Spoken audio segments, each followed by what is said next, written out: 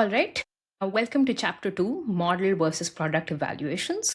We teased a bit about what model evals are and product evals are, but we didn't go deep into it. So, this is the chapter where we go a little deep and kind of understand why the two are different and why we should be, as builders, caring about one over the other. Now, when AI model companies think of all of the popular companies, they start building their models. They want to test their models for general capabilities, right? Because once you have a model set up, you want to be telling users what the model is capable of. For instance, it could write code, or it could be good at reasoning, it could answer general knowledge questions, solve math questions, and things like that. So, model companies need a way to evaluate or test the capabilities of these models, right?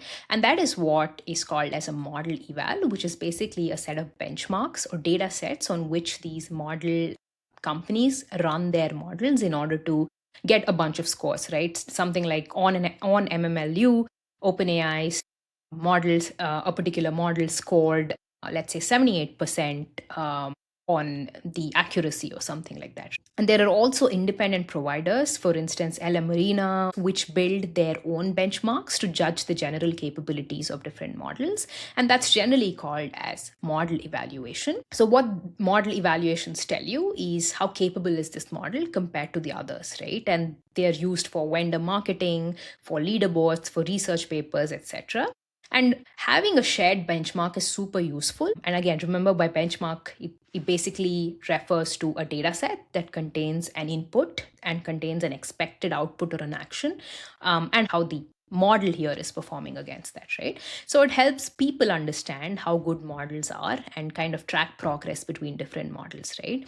So it's essentially designed to assess what models can do in standardized conditions and not your specific business context.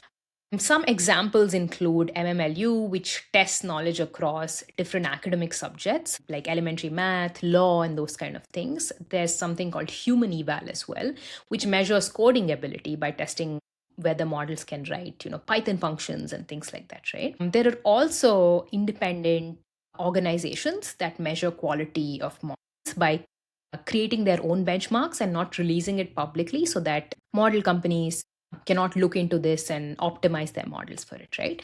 One example is Marina that I've been talking about. Let's go check it out. So this is a preview of how Marina looks like. And it is a leaderboard which shows which model is better at what. You could decide what kind of capabilities that you're looking for. It could be something like occupational, like you could check which models are the best for writing, literature, and language, and it will show you a ranking and also a score. The scoring mechanism is again determined based on tests that these organization does. And you could also look at things like for legal use cases, which model is the best, and turns out that it's Gemini 3 Flash at the point currently. So this is an example of a particular benchmark for a model. Let's go back. All right. But all of these benchmarks are objective and they're repeatable, and they test the general capability, not for your specific needs or for how the model performs in your ecosystem, in your business context, right? So let's say you're building an AI system for insurance claim processing.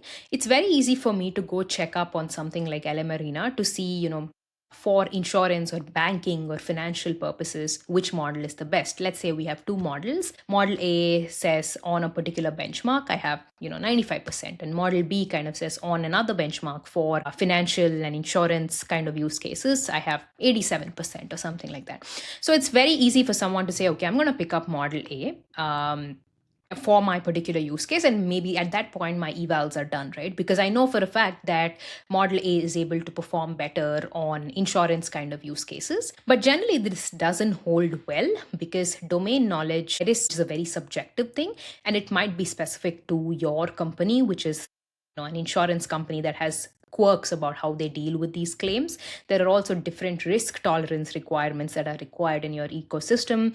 There's also real world messiness that can be added to this, right? So it's not enough if you just look up an existing benchmark in a particular domain and choose a model based on that and assume that your evals are done. Your evaluation process is done because some independent provider or some benchmark has done it for you, because there's so much nuance and so much messiness in the real world data, especially business data.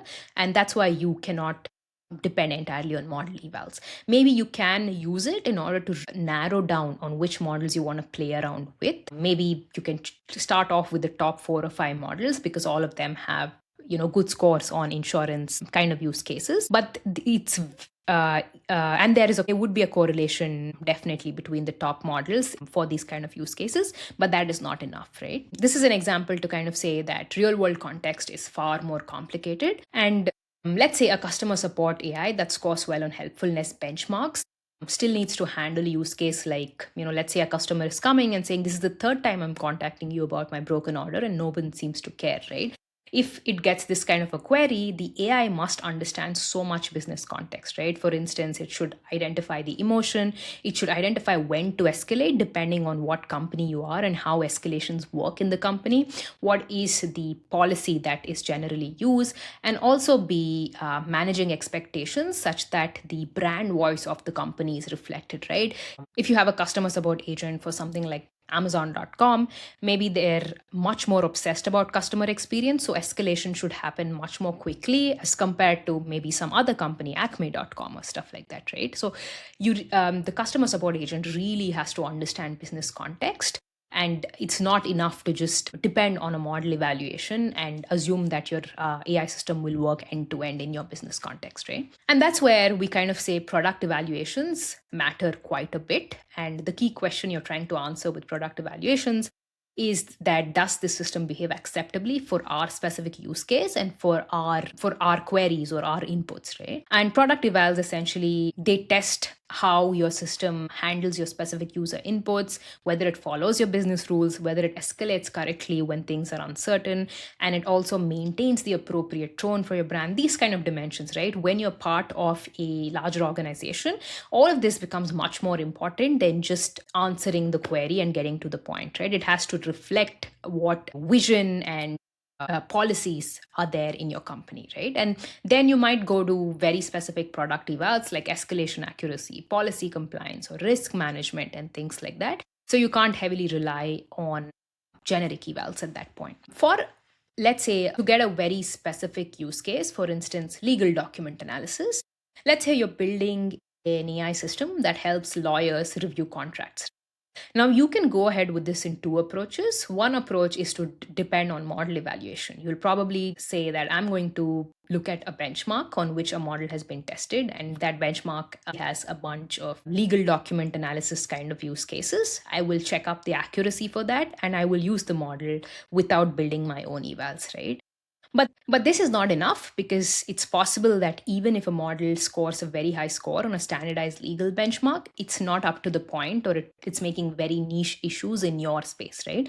The second approach you can take is the product evaluation approach, which is you look at models which are good on standardized legal benchmarks, but you're not overly obsessed about picking the top one model.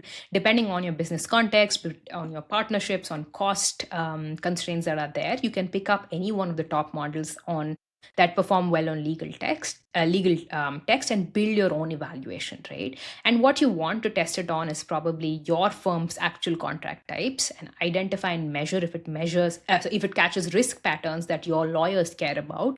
Evaluate escalation on unusual or high risk terms, and you can also evaluate how much of time savings is being created because of this system and things like that, right? So essentially, you see how both are very different, which is if you just rely on model evals on standardized benchmarks or data sets, you're not really understanding the nuances of your product and your ecosystem. And that's why it's very important to understand product evaluation, right?